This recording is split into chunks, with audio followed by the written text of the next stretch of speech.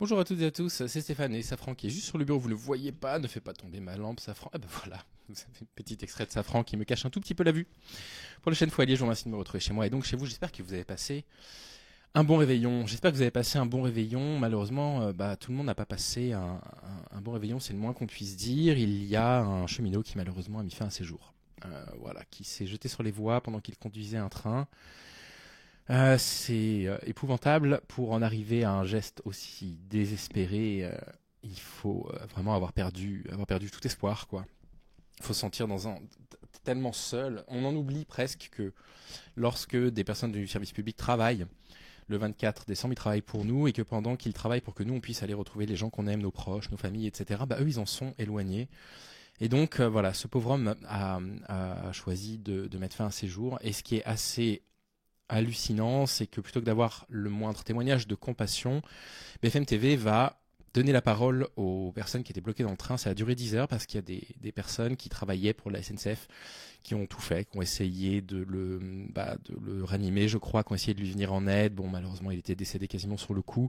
Donc le train s'est arrêté pendant une dizaine d'heures. Mais qu'est-ce que c'est 10 heures? Parce que la vie de ces gens-là qui ont attendu 10 heures dans un train le 24 décembre, c'est bon, maintenant, enfin, tout va bien pour eux, quoi. Tout va bien pour eux, il n'y a plus de soucis, ils peuvent continuer à vivre et ce pauvre homme malheureusement qui s'est jeté du train malheureusement, lui, il n'a plus rien, c'est terminé et c'est absolument dramatique. Et j'aimerais vous en parler parce que vraiment ce qui s'est produit, la façon dont BFM a choisi de couvrir ça me scandalise, parce qu'ils ont donné la parole aux usagers qui n'étaient peut-être pas au courant, hein, c'est possible, qui n'étaient peut-être pas au courant qu'il y avait une personne qui était décédée. C'est tout à fait possible, c'est entendable, mais BFM avait l'information et a choisi de le présenter de cette façon-là. Écoutez, c'est terrible, écoutez. Excédés, ces passagers vivent un réveillon cauchemar, coincés à bord de leur train depuis plus de 6 heures. Un réveillon cauchemar, je pense que les gens qui passent un réveillon cauchemar, c'est la famille de ce pauvre cheminot qui, le soir du réveillon, apprennent que papa, que leur fils, que leur frère s'est jeté sur des rails par désespoir. Je pense que ce sont ces personnes-là qui passent un réveillon cauchemar. Passer 10 heures dans un train, c'est très pénible, évidemment, je vous l'accorde. Mais qu'est-ce que c'est à côté d'une vie qui s'est envolée? Bref. Accrochez-vous parce qu'on va aller de réaction dramatique en réaction dramatique. On est fatigué, on a un petit 10 ans qui est exaspéré, qui espérait voir ses cousins pour le réveillon, c'est gâché. Il n'y a pas d'eau. Ouais, c'est gâché, mais il y a quelqu'un qui est mort sur les voies, les gens. S'ils étaient au courant, c'est honteux. S'ils n'étaient pas au courant, c'est honteux, mais cette fois-ci de la part de BFM, je vois que mon micro est un peu fort, excusez-moi, de BFM de ne pas les avoir informés de la situation et du coup de les mettre dans cette situation-là, dans laquelle ils se ridiculisent aux yeux de la France pour dire non, mon réveillon va arriver 10 heures en retard, on va rater le réveillon. Oui, je suis désolé que vous ayez raté vos réveillons, c'est extrêmement désagréable évidemment. Ça fait mal au cœur de ne pas voir les gens qu'on aime un soir qui est important pour nous, mais il y a quelqu'un qui est mort là, les amis. C'est inadmissible. Moi, on m'a fait payer mon repas. Il y a des enfants, des personnes fragiles. On a eu deux malaises aussi. Ouais, on a eu des malaises. Personne fragile, il y en a une qui était fragile aussi à bord du train. Voilà, qui a perdu la vie. C'est scandaleux un soir de Noël. En cause, un accident de personnes survenu vers 20h dans le... Ils étaient au courant. Un accident de personne, ça veut toujours dire la même chose. Donc ils étaient au courant, BFM, mais personne ne les a informés. Ils les ont laissés potentiellement réagir sans savoir ce qui se passait. Sud de Seine-et-Marne, qui perturbe la ligne grande vitesse sud-est. Au total, une dizaine de trains sont affectés et détournés pour pouvoir rejoindre leur destination. Vers 1h du matin, le calvaire prend fin, mais des tensions éclatent à l'arrivée à Gare de Lyon. On est resté 6 heures bloqués, 6 heures. Donc on a eu le droit à une petite bouteille d'eau et maintenant ils nous livrent comme ça. Ils nous ont redirigés sur Paris-Gare de Lyon. Non mais ils vont vous rembourser au billet les gars, il y a juste quelqu'un qui est décédé, un petit peu de décence.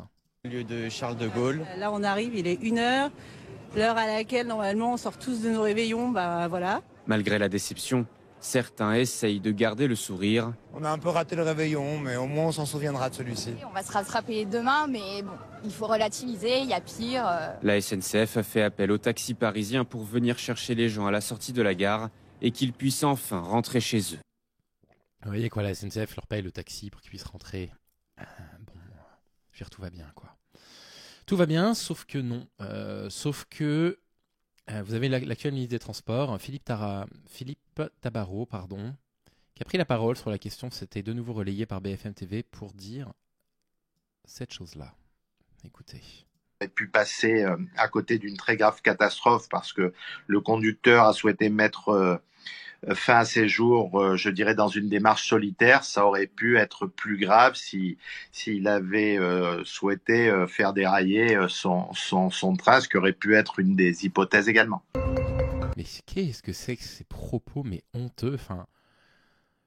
Je veux dire, ça aurait pu être un truc un peu terroriste qui aurait causé des morts, hein, mais au final, ça va, c'est juste un homme qui s'est ôté la vie. Mais qu'est-ce que c'est que ces propos, mais complètement lunaires. Mais c'est incroyable, enfin, je veux dire, c'est inhumain. Ces gens-là n'ont pas la moindre empathie. Et ce qui est terrible, c'est que sur les réseaux sociaux, les personnes s'en prennent à ce type-là, s'en prennent à ce type qui a mis fin à ses jours en expliquant que c'est égoïste de sa part d'avoir fait ça et de retarder les gens. Mais est-ce que vous vous rendez compte le niveau de détresse qu'il faut réussir à atteindre, le niveau de détresse qu'il faut avoir atteint pour accomplir ce tel acte le 24 décembre en plus de ça. Et vous avez une communication ici de Sud-Ouest qui dit « Merci ce réveillon, la SNCF, des voyageurs bloqués et des gros retards après un accident mardi soir. » Bah, dites les termes, c'est pas un accident, c'est un suicide. Et vous avez Gabriel qui dit « Même à Noël, ils arrivent à rendre la SNCF responsable. Il y a littéralement plein de gens d'astreinte qui ont tenté de secourir un individu qui est passé sous un train le soir du réveillon. Ces égoïsmes mal élevés ne méritent pas le dévouement d'agents le 24 au soir. » Je suis parfaitement d'accord.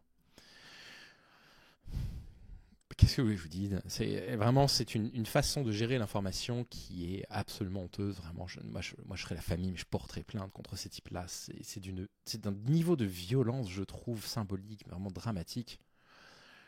Et heureusement, sur les réseaux sociaux, il y a un tout petit peu de joie suite à ça, puisque Ariel Dombal, déguisée elle-même en sapin de Noël, chante avec son ami, je crois que c'est Vincent Darré, c'est un architecte d'intérieur. Petit Papa Noël. Voilà, j'ai vu cette horreur, vous allez voir à votre tour. Quand tu descendras du ciel avec tes jouets familiers, n'oublie pas nos petits souliers. Mais avant de partir, il faut pas de te couvrir. Il fait si froid. Et c'est un peu à cause de moi. Happy Christmas! Happy Christmas! Je veux pas faire le grammaire nazi anglais, mais c'est Merry Christmas en anglais. C'est pas Happy Christmas. Bref.